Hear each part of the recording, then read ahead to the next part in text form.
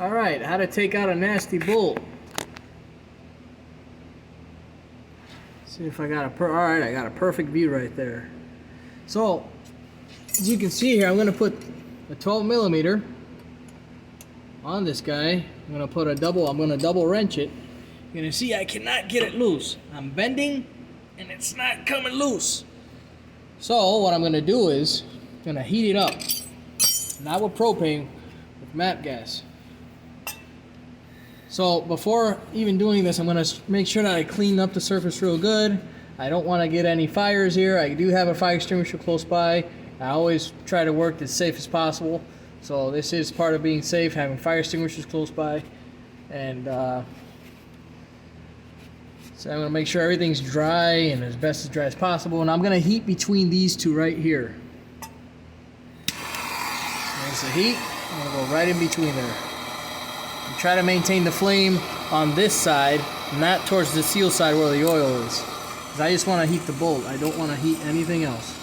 And you see the tip of that flame, the blue flame right there? That's what you want to get in there really close. So right now, you saw that I double wrenched it, and there was no success. I'm try to get 2 flames in there instead of 1. So there it goes.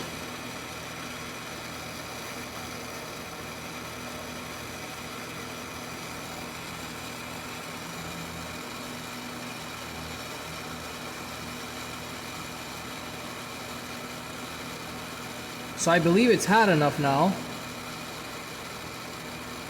I'm going to take it off. I'm going to turn it off. Put it to the side. Now I'm going to put the same wrench. Right, tighty lefty loosey. Uh-oh, I think I was doing it the wrong way, but either way. Yeah, left way was going up, not down. What a dummy, huh? But yeah, here's what you get. Boom. That easy.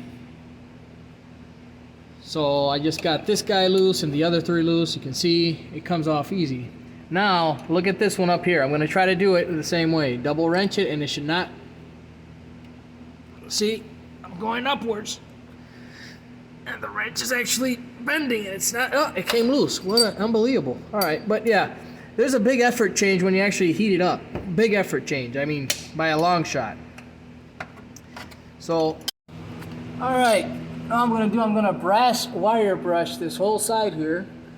And I'm going to try to get it as clean as possible. And, you know, I'm in an enclosed space. So I don't have any good extraction of air here. So I have to have a face mask and some glasses so I won't have any, at least reduce the risk of me having my lungs infected by rust dust or they'll call it COVID-19 maybe, but then we have the, so this is basically my setup. I have a brass brush and that's what I look like. You're going to see how the dust come off, so the key is just trying to be as, you know, as safe as possible when it comes to this stuff, because this is real stuff going on. This is real particulate stuff going on.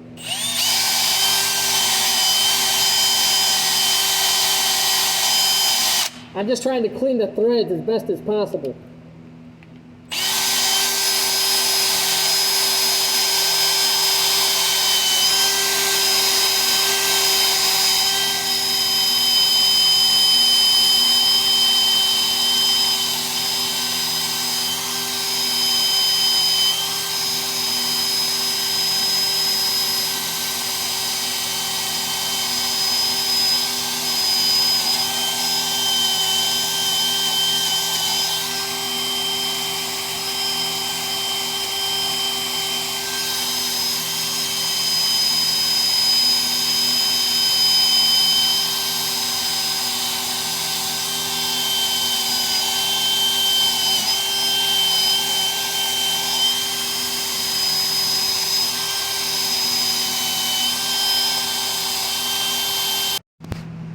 Alright, so another thing I did, I marked it, because once I mark it, I want to know how many turns is this going to take for me to loosen it, because that's how many turns I'm going to torque it back to. And to add to it, I took a mic also, flipped it, and as you can see, I put it corner to corner right there on the spot. Then I come over here and locked it in place with this. Now the measurement from this tip to the nut, as you can see there, is exactly 5.22 millimeters. So once I torque this nut down to exactly the same spot, I'm going to mic it, or calibrate it, gauge it, and then it should give me the same reading I just got with this. I'm going to write that down, 5.22 mil, and that should be enough. Now I marked this nut with this socket, with this beak, certified pen, correction pen, sorry. And then what I'm going to do is the socket that I put on this thing, I'm going to mark it also with this mark up top, so that way I know how many turns I'm going with my socket and my nut at the same time. So I'm going to put the socket on first, and then I'm going to mark the socket with this mark. So I'm going to have the nut synchronized with this mark and my socket synchronized with this mark. So that way I know how many turns I'm going actually with my socket and nut while I'm torquing it out. Alright, I've been going through 2 full revolutions. I'm going to go to number 3.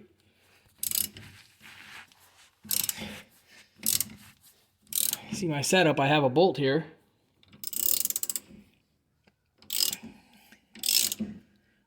Alright, so this is number 3. I'm going to mark that down.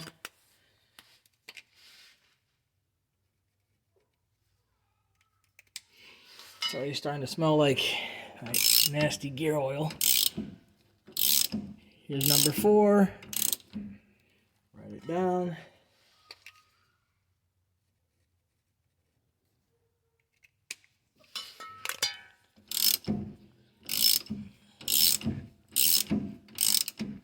There's 5.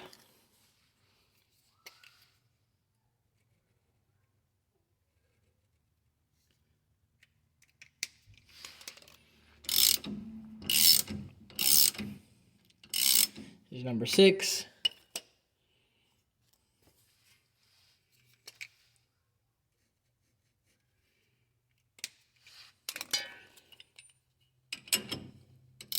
Oh, whoa.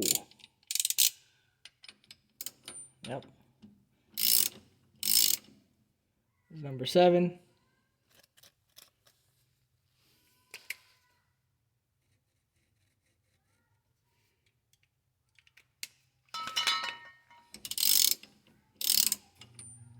Alright, I'm going to take it out by hand.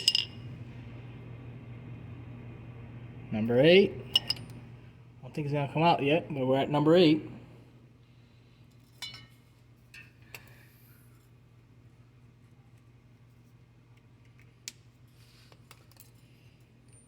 Alright, yep.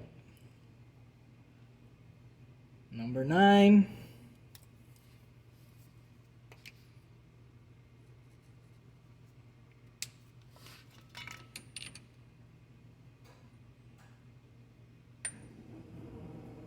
Ten.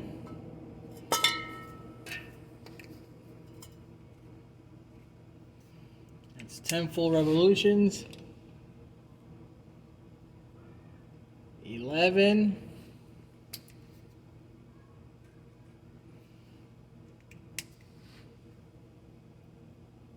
Until the nut pops off. 12.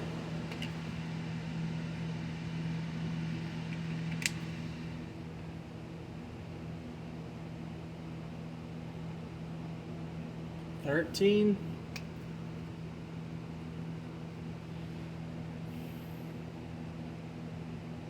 14. Come on, man. 15.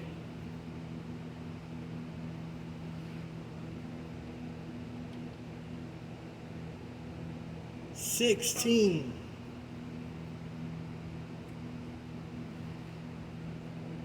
16 and a quarter. So there we go. 16 and a quarter and the nut's off. I'll write that down. 16 and a quarter. And that's it. So you can see here, I got 16 and 16 and a quarter. And I need to leave that mark just where it's at. So I'm going to mark it a bit more all the way to the corner, just in case if I lose it when I'm pulling this stuff out, well, you know what's up. I'm just going to pull this bolt off.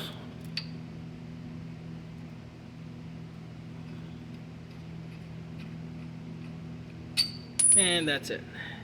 And you can see that the hole I chose was a hole that is not used, and it hits against the thickest piece of metal I can hit it against. Don't try to choose these little thin areas. Try to choose a thick area like this one or the one up top, but I don't know if there's one up top. I haven't looked right. Nope. So this is the best area to actually pinch it at with the bolt. That's a grade 8 bolt, I think it is, or a 10.9, 36, 8, I think it is. So yeah, I'm going to try to pull it out with a puller.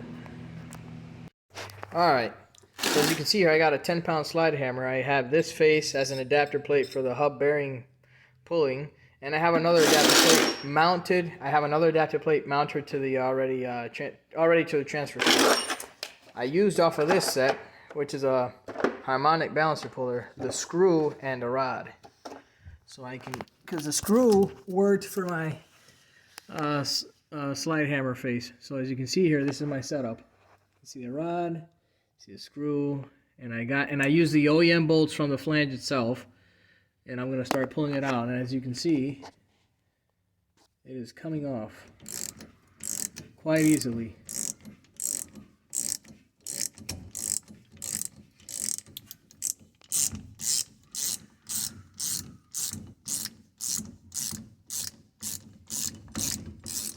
See the grease coming down.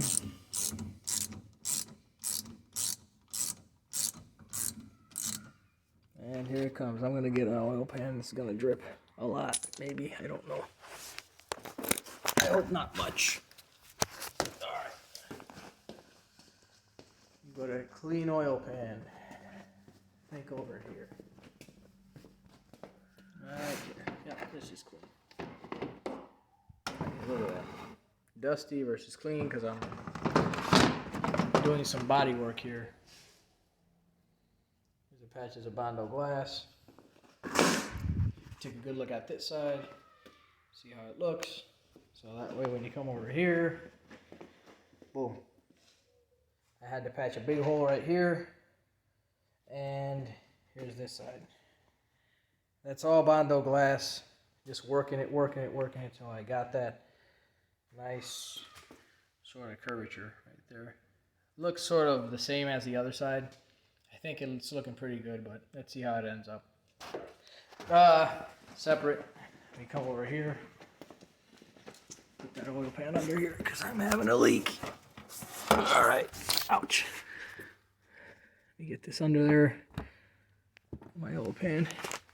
Get that looking at the flange while I'm pulling it out. I think it should come out by hand now.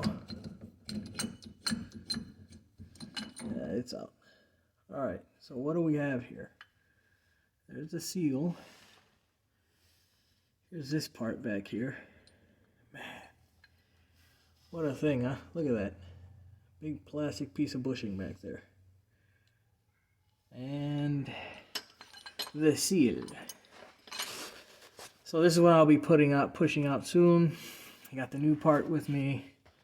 Just at a glance, you can already see, I think that this seal is already, I think it's out around right here on this bottom lip, I think. But yeah, now I'm going to fight it off, so this is the next part of the video. So you can see here how the seal broke. What you basically got here is, it broke. It just broke off. Now I need to clean all this up, polish it out, and install the new seal. Sorry for not angling the camera right, sorry. But yeah, that's basically what you got. Seal broken out internally. Old.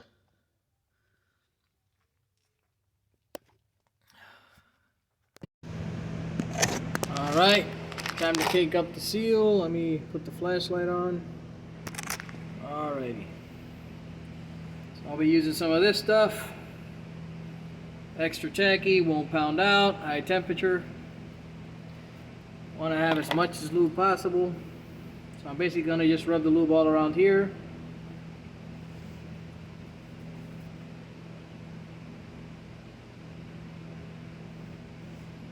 See here, it's really tacky, so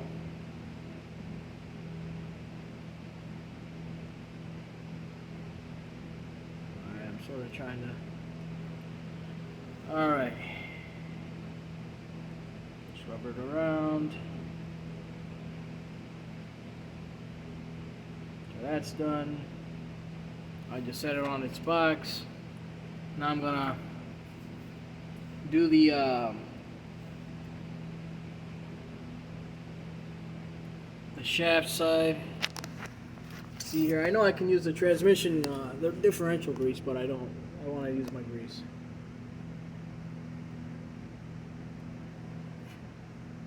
So I want to make sure I cake it real good.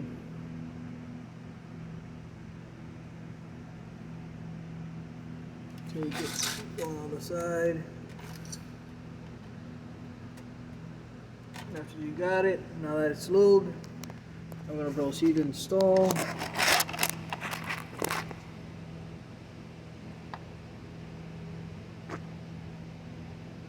Alrighty, looks pretty good. Let's see how it goes for me. Oh, and just in case, I did do a checkup just to make sure that this seal is the correct one. What I did was I just took this guy and took those bolts, and it just goes in. See how nice and tight it goes in? See that? Flush. So that's how I know it's the right one. Now as for here, it is the same because I did check it out. On the other side, look, it seemed to have made it already. It seemed to have made already nice with the bore. Hopefully it'll just tap right in, and it is. Oh man, I'm loving this work. It's going great. I'm gonna use my rubber mallet instead of this metal one. Be right back.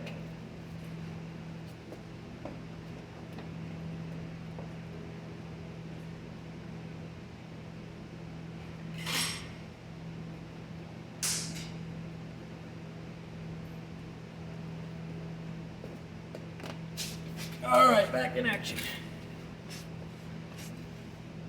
All right. Seem to go in just fine. I've always had to struggle with these seals one way or another. It seems to be going in great.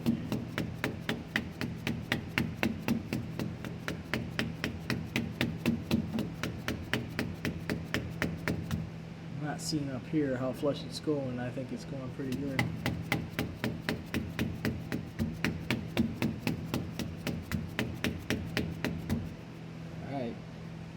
Trying to see this stuff go around. Clean it up and keep going. It's looking pretty decent. Liking it.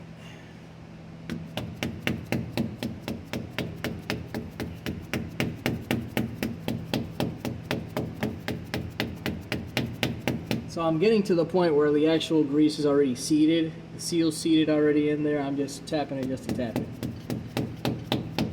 Basically, just make sure that I'm in correctly. I'm just gonna pass my finger through. My nail should not go in anywhere. It looks pretty good, feels good. I think over here I might need some more tapping. One more tap around. I think it's good. Sure, does it look gooey? Yes. That's my purpose. That's my purpose specifically with this grease. I want it to go in gooey, tacky, everything, because if the seal ever goes out again, and the next guy who comes in, either it's me or somebody else, I wouldn't like them to struggle so much with putting this seal back in. Plus, it's a nice, it's a good practice to always do this. It's not just because somebody else is gonna come in and do the job. It's just a good practice. Now, as for this, I'm gonna go back in and install this guy. All right, So all I did was just tap it back in. You can see that that seal is almost perfectly flush. And, oh wow, that was a bad, sorry. So yeah, I tapped it back in. That's basically what I started off with when I took it off. Or before taking it off, I took a couple photos and that's what I ended up with. So, anyways, you can see that I caked the inner splines of this bearing. I mean, of this flange. I caked it, and now you can see the grease coming out. See that? Looks beautiful, huh? That's just the way I like working. I like seeing a lot of grease, especially on these areas where I have to pull stuff out, and I know it's gonna be in there tight. And you can see I have no play here. No up or down, left and right. Means that that bearing's good. It's tight. And now that it's in there, I'm gonna go in with my nut, and I should clean up them threads, but I might take advantage of the dirtiness and just put some Loctite in and just keep going. And remember, I have to go 16 full revolutions and a quarter, so I'm not even gonna play with that. So yeah, now I'm gonna reverse install, so at least you guys got the idea how to deal with it. And thanks for tuning in. Now that you see everything, I'm just going to reverse install. So I'm going to put the nut back, then put the yoke back, or the connecting shaft back. Put some Loctite on all 4 bolts, put some Loctite on this blue, and torque everything down. Go 16 and a half, 16 and a quarter, and torque these down hand tight, then give it a quarter turn, tighten it a little more tight, and then expect the Loctite to actually do its job and seal everything back up. And then I'm going to open this plug back up, and this oil I lost, I have another quart over there. So yeah, I'll just refill it to top it off and take it for a spin. Hopefully it stops leaking. And that's it. Thanks for tuning in, my friends. Have a good day. Alright, so as you can see here, my friends, I just got the last couple drips coming out. If I pump it down, you'll see oil pump come out. It should drip any moment now over here. Any moment. Alright, I just make it drip. Alright, that should make it pop. Drip. So there you go. That means that the transfer case is completely full. I should just let it ooze and stop. I'm done with it. And that's it. I'm just gonna plug it back up, put the plug back in, and take it for a drive. Sure, I am gonna clean this up real good, put some degreaser down, carburetor clean it, because I don't have any brake clean. Only got that stuff for now, but yeah, I'm almost done. So, but that's it. This is it for the job. Hope this helped you guys a lot, and have a great day. Transfer case was partially painted for quicker leak detection after I drove it for a while just to see if any leaks came out. So hopefully this video helped you out and got you through.